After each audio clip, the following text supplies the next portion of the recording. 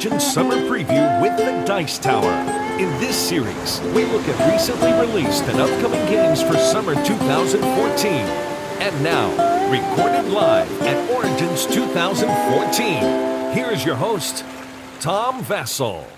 Hey folks, we're here at Origins 2014 with the very famous and likable Steve Bonacore. Oh, thank you, Tom. Today we're talking about things that are you're coming out with at Gen Con. We're very close to. Little Gen Con preview here, separately from the other games you talked about. Now, one of the games we're excited about that has not yet hit American shores is a space game. Tell us a bit about this game. Space game, another one, Among the Stars. Now, this is one that you really do like quite a bit, unlike some of my other ones. Among the Stars, a fantastic card passing, card drafting, what do you call that? Card drafting game. Card drafting game. So you have, it's like Seven Wonders. It has that card drafting like Seven Wonders, but in this case, you're creating a space station of the cards in front of you.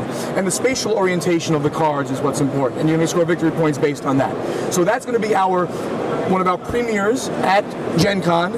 And we're going to have some, not a lot, very small quantities of the first expansion, the Ambassadors.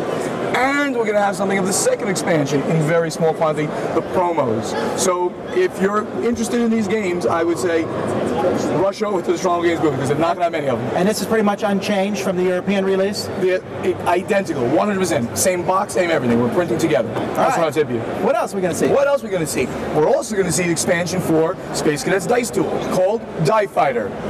More puns. Clever Die Fighter. So in Die Fighter now, the game is now going to go, it's usually 4 to 8 players. We're going to go from 2 to 10 players, because you can now do a dogfight with the 2 fighters, because they're one-man ships. Or you can have both ships on the board and play the game in this huge game. One guy on the fighter himself, and then the other 2 to 4 players on a capital ship. We call that a capital ship now.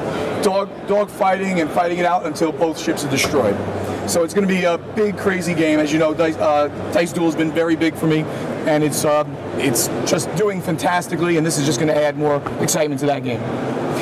And then on the Euro side of things, we have Panamax, our first big Euro of the year that's coming out. And Panamax is about shipping through the Panama Canal. It's got some great buzz right now on the Geek. Has some very novel mechanics, interesting mechanics where basically the ship pushing mechanics. You have to you're going to be pushing people through the canal at certain times. You have to minimize that because you'll be helping them out when you do that. So you want to minimize that.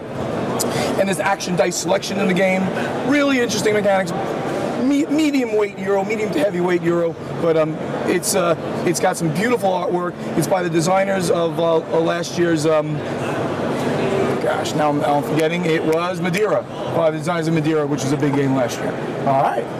And now finally, last but not least, we have a trick-taking card game by the master of card games, Mike Fitzgerald. Oh my God, who's here? Mike Fitzgerald. I just met with a bunch of diamonds. Oh yeah, that was not set up too much. No. Hey, diamonds. So Mike Fitzgerald's here, and he's going to talk very briefly about diamonds. Yeah, this is a trick-taking game. This is just the prototype, guys. Just a couple of things to give you an idea. The game starts with a bunch of diamonds in the middle of the table. It's called the supply. Everybody starts with 3 diamonds in front of what we call their showroom, and they also have a vault. So there's 3 places for diamonds: the supply, the showroom, and the vault. Now, it's a regular trick-taking game. It plays like whist. I mean, you lead a card, you got to follow the suit if you can. If you can't, you play any card you want.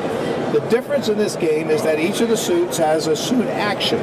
So if you win a trick in diamonds, you'll put a diamond right from the supply into your vault.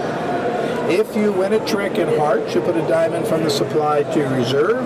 If you win a trick in spades, you put a diamond from your reserve to your vault. And if you win a trick in clubs, you'll steal a diamond from another player's reserve to your reserve. That's my favorite trick already. There you go. Now, here's the real fun.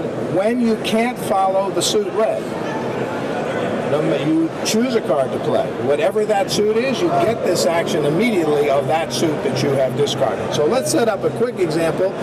Tom's got a spade, got a diamond in his reserve. He wants to get his vault. By the way, these are worth 2 points at the end of the game. These are worth 1. So you want to get, and they're safe when they're in the vault. So he plays a 15 of spades, thinking, hey, I'm winning this trick. I'm going to get to put this diamond into my vault, right?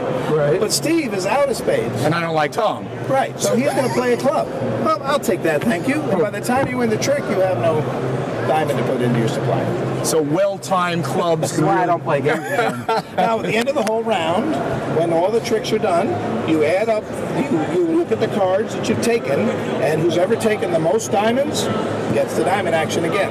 Whoever's taken the most hearts in this order, spades and clubs. If there's a tie, nobody gets the action. You play a certain number of rounds depending on players. It's from 4 to 6, depending on the number of players, and whoever's got the most points wins. Does the number of cards in the deck change based on players?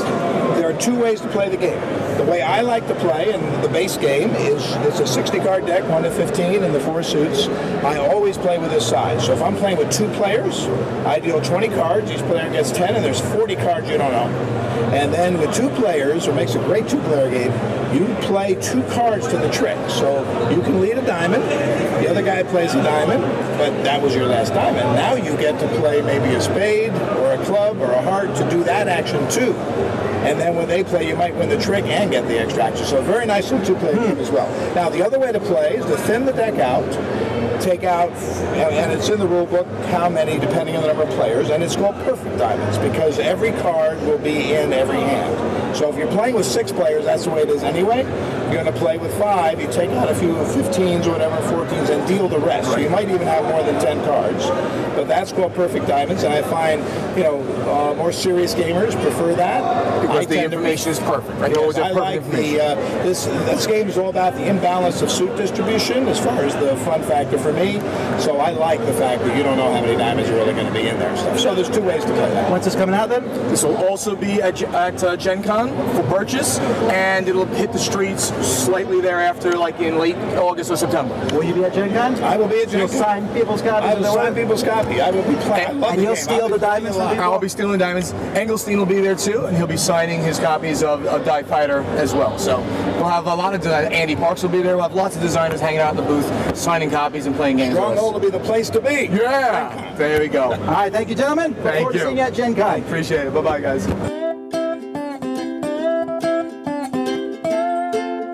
Thank you for joining us today. We hope you join us for the rest of our summer preview videos. We'd like to thank Gamma and Origins for making these videos possible. And we hope that all of you have fun gaming. See you next time.